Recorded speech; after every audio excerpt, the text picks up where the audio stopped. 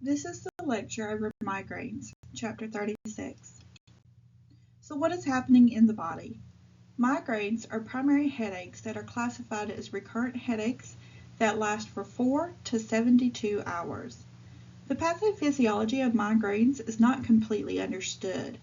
Previous theories suggested that migraines were caused by vasoconstriction of the intracranial vessels followed by rebound vasodilation. The more recent neurovascular theories suggest that migraines are caused by a neurogenic process, which leads to a change in cerebral perfusion.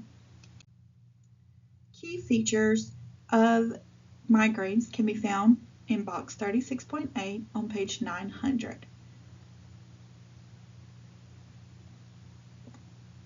There are different phases of migraines. There's a prodromal phase and migraine phase, and these are phases of migraines with an aura, which is considered your classic migraine. And then a common migraine is a migraine without aura. In the prodromal phase, this occurs usually 1 to 2 days prior to migraine onset. There are subtle changes such as yawning excessively, constipation, emotional alterations, food cravings. And then an aura, which includes 2 or more of the following temporary central nervous system symptoms that last 50 to 60 minutes. Symptoms generally are unilateral. So they may be flashing lights, lines or spots, or shimmering of zigzag lights. Other neurologic changes include numbness and tingling of the lips or tongue, an acute confusional state, aphasia, vertigo, unilateral weakness, and drowsiness. During the migraine phase, they'll have a headache accompanied by nausea and vomiting, unilateral frontotemporal throbbing pain in the head, but is often worse behind one eye or ear, and also includes photophobia and phonophobia.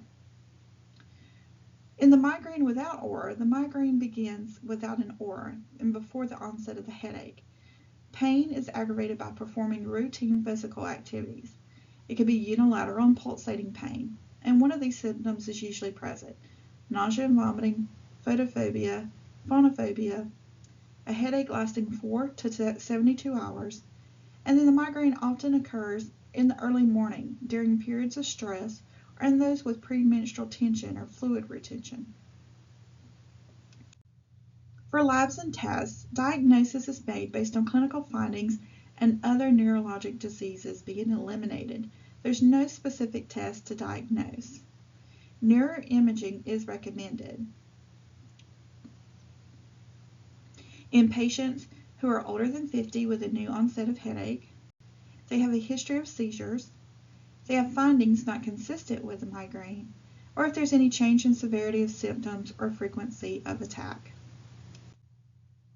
Nursing interventions and treatments. Our anticipated hypothesis is pain preventing ability to complete ADLs and the negative impact on quality of life. Our desired outcome is pain control. This can be achieved by non-pharmacologic and pharmacologic interventions. Non-pharmacologic pain control will be listed in the patient teaching. So your pharmacologic include abortive therapies such as NSAIDs in your mild cases, antiemetics may be given for nausea and vomiting, and then in severe cases, triptans create a vasoconstrictive effect. Refer to your drug alert on page 901. You want to teach the patients that are taking triptan drugs to take them as soon as the migraine symptoms develop, and instruct them to report any angina or chest discomfort to their primary care provider immediately to prevent any cardiac damage from myocardial ischemia. Remind them to use contraception while taking the drugs because they may not be safe for women who are pregnant. And then teach the patients to expect common side effects that include flushing, tingling, and a hot sensation. These annoying sensations tend to subside after the patient's body gets used to the drug. Triptan drugs should not be taken with selective serotonin reuptake inhibitor, antidepressants, or St. John's wort, which is an herb usually commonly used for depression. Dietins are safer and more effective than triptans as no vasoconstriction occurs, but it does block specific serotonin receptors. Ergotamine narrows blood vessels and reduces inflammation. You do not want to use ergotamine within 24 hours of a triptan drug. So for your preventative therapy, drug therapy for frequent headaches or when other therapies are ineffective. You want to take medications as prescribed on a routine basis, even when the migraine is not present, if they're taking the medications for preventative therapy. Some medications include beta blockers and calcium channel blockers that reduce the hyperexcitable neurons, such as propranolol, timolol, verapamil. You must assess their heart rate and blood pressure prior to use. The drug alert on page 902 says to teach those patients taking beta adrenergic blockers or calcium channel blockers how to check their pulse and encourage them to report any bradycardia or adverse reactions such as fatigue and shortness of breath to their primary health care provider as soon as possible. And then remind them to change positions slowly due to the risk of orthostatic blood pressure. Anti-epileptic drugs like topiramate may be prescribed. It inhibits hyperexcitable neurons and a lower dose than for seizure management. So it would be given in a lower dose than you would use for seizures. CGRP-R antagonists, erenumab and galcanezumab, are sub-Q injections that are given 1 to 3 months. This is an antibody drug class. Botox injections can be given monthly for 5 cycles for chronic migraines. And then placement of an external trigeminal nerve stimulator may be done. This is a wearable headband that stimulates the trigeminal nerve associated with migraine attacks. It desensitizes, and they can use it for 20 minutes per day. Risk factors. Migraines have been found to have a strong genetic predisposition, although the specifics are still not well understood. The risk of migraine is significant in those who have a first-degree relative with the disorder. Research continues to be conducted on the genetic connections of migraines.